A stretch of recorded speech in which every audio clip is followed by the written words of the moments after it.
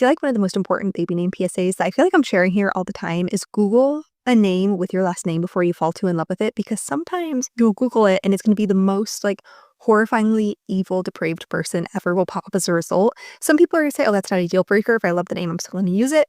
Some people, that is a deal breaker. And I've had those people emailing me like 9 months into their pregnancy. They've ordered the monogrammed stuff. They've got like the customized blankets.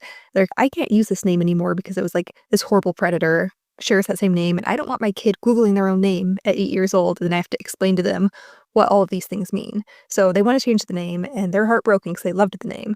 So I take my own advice whenever even like considering the front of my mind, like, oh, I kind of like that name. I Google it with my last name. My last name's Klein, which is a pretty common last name. And a lot of names, there are Kleins who have done really bad things. And like I said, it doesn't have to be a deal breaker. You just have to be prepared when you see the results. Be like, am I going to be able to explain what all of this means in like an age appropriate way when my 7-year-old Googles their name?